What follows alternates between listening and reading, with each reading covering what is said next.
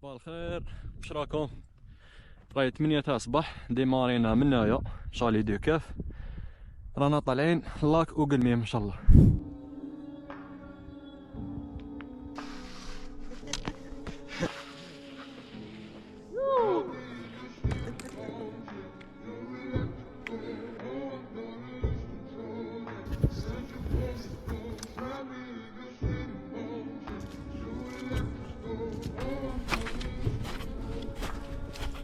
بحيرة أوغلميم أعلى بحيرة عن مستوى البحر في الجزائر، وهي متواجدة بين جبال جرجورة العالية. السيركوي اللي خديته أنا وصديقي كأول مرة نجي لهذه البحيرة هو من تيكجدا شالي دو كاف. أي واحد حب يجرب هذه المغامرة يقدر يدير كيما أنا. اكتب فقط شالي دو كاف في المابس وراح يجيبك حتى لوين يبدا السيركوي. كاين تما بلايص تاع ستاسيونمون تقاري أليس.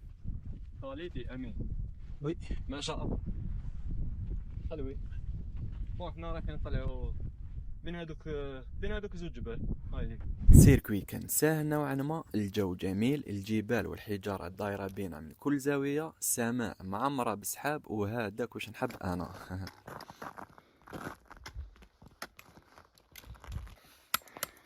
مدة السير كانت 2 ساعة و10 دقائق للوصول إلى البحيرة. الجانب الشمالي كان فيه بعض القطاع صعبة شوية مع صباح قبل أن يذوب الجليد، لكن عادي داخلة في الأمبيونس تاع هاد الروندون. بون رانا ماشيين دوكا 5 كيلو كاع طلعوا، كملنا طلعوا سي بون، كملنا معاه. دوكا نبداو نهبطو. ديك الصديق نبداو نهبطو حبه حبه. قولوا لي نتوما شكون راح لهاد البحيرة وواش رايكم في هاد السيركوي؟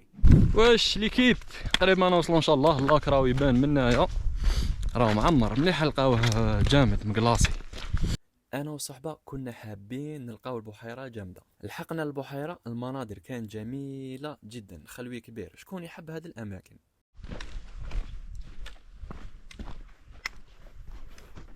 رانا وصلنا للاك الحمد لله.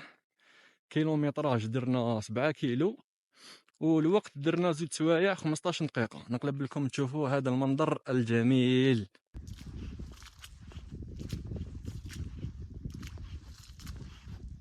البحيره كان فيها 30% من المساحه متجمده، وقررت انا والصحبه نلعبوا شويه.